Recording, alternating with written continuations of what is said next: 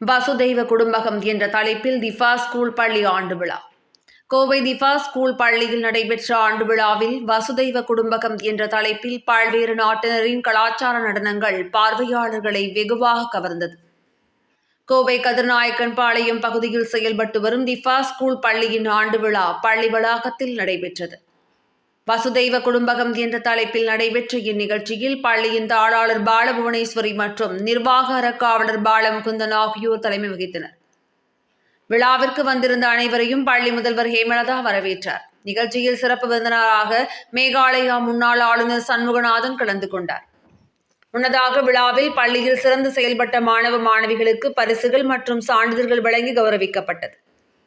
தொடர்ந்து இந்தியாவின் பன்முகத்தன்மையை போற்றும் விதமாக பல்வேறு மாநிலங்களின் கலாச்சார நடனங்களை மாணவ மாணவிகள் நடத்தினர். இதேபோல உலகின் முக்கிய நாடுகளில் உள்ள வெவ்வேறு கலாச்சார நாடகம் மற்றும் நடன நிகழ்ச்சிகள் நடைபெற்றன. இதில் LKG பயிலும் குழந்தைகள் முதலான சிறுவர் சிறுமிகள் பல்வேறு நாட்டினரின் கலாச்சார உடையணிந்து நடனம் ஆடினர்.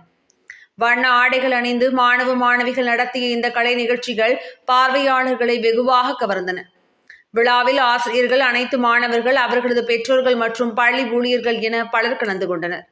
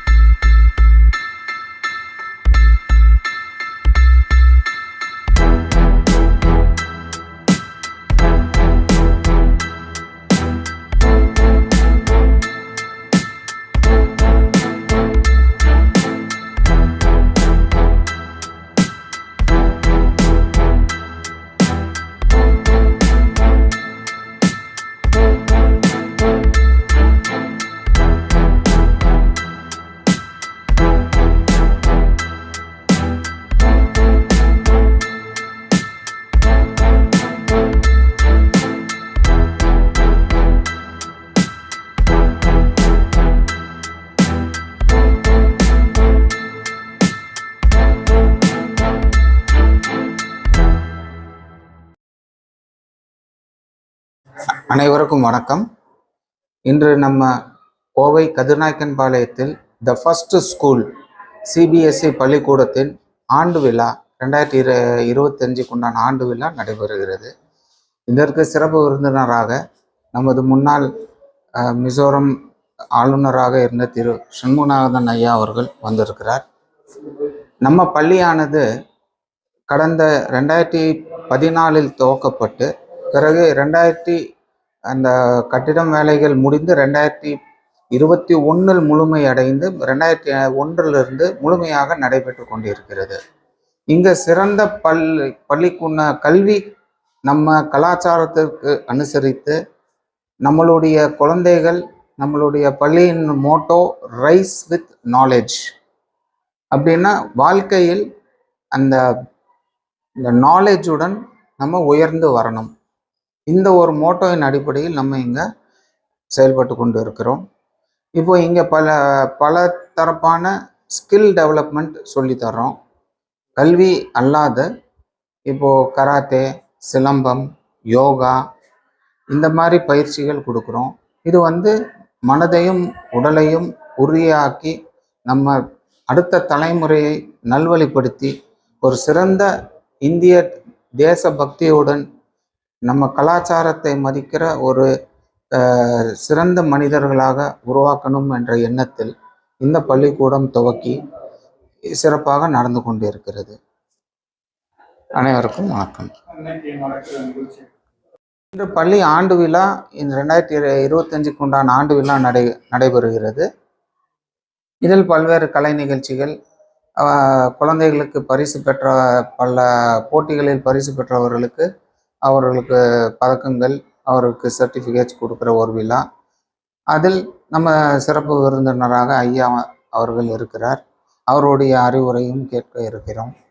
எல்லாருக்கும் ஒரு மனமகிழ் மாலையாக இருக்கும் என்று நம்புகிறேன். வணக்கம். நான் இந்த பள்ளியின் தலைவராகிய முகுந்தன் அவர்களால் அழைக்கப்பட்டு வந்திருக்கிறேன். இந்த பள்ளியின் பெயர் DAV, the first school. The first school என்றாலே ஒரு முதன்மையான பள்ளிக்கூடம். அந்த பள்ளிக்கூடத்துடைய ஆண்டு விழாவிற்கு என்னை பெருமைக்குரிய பாலமுகுந்தன் அவர்கள் அழைத்தார்கள். அதன் அடிப்படையில் நான் இங்கு வந்திருக்கிறேன்.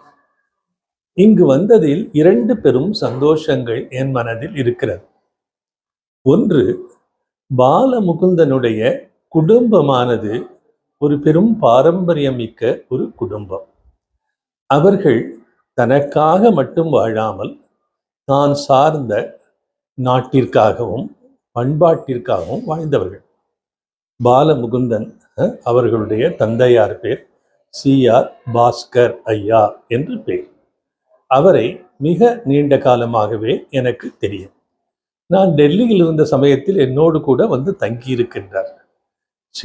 CR பாஸ்கர் அவர்களுடைய உள்ளத்தில் பெரிய கனவுகள் உண்டு.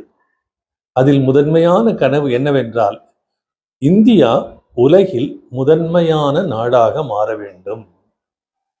அப்படி இந்தியா உலகிலேயே முதன்மையான நாடாக ஆக வேண்டும் என்றால், இந்தியாவில் இருக்கக்கூடிய குழந்தைகள், மாணவ செல்வங்கள், இளைஞர்கள் முதன்மையான குடிமக்களாக மாற வேண்டும். அப்பொழுதுதான் இந்தியா உலகில் முதன்மையாக மாறும். அதற்காக கல்வி பணி அவசியம் என்று சொல்லிக்கொண்டே இருப்பார்கள். அதை கேட்டு கேட்டு கேட்டு நம்முடைய பாலமுகுந்தன் ஐயா அவர்கள் தன்னுடைய வாழ்வில் இந்த பள்ளிக்கூடத்தை துவக்கி இருக்கிறார்கள். நாங்கள் இப்படி பத்திரிகையாளர்களை சந்திப்பதன் மூலமாக எங்களுக்கு ஒரு வேண்டுகோள் இருக்கிறது. இந்த பள்ளிக்கூடத்தை இந்த பகுதி மக்கள் மத்தியில் பரவலாக நீங்கள் கொண்டு செல்ல வேண்டும். அதற்கு முக்கியமானதொரு நோக்கம், இந்த பள்ளியை ஆரம்பித்தவர்கள் லாபகரமான ஒரு பள்ளிக்கூடம் என்பதை விட தேச தொண்டிற்கான ஒரு பள்ளிக்கூடம், சமூக உணர்வுக்கான ஒரு பள்ளிக்கூடம், மக்களை நேசிப்பதற்கான, தொண்டு செய்வதற்கான ஒரு பள்ளிக்கூடம் என்கின்ற வகையில்தான் இந்த பள்ளிக்கூடத்தை ஆரம்பித்திருக்கிறார்கள்.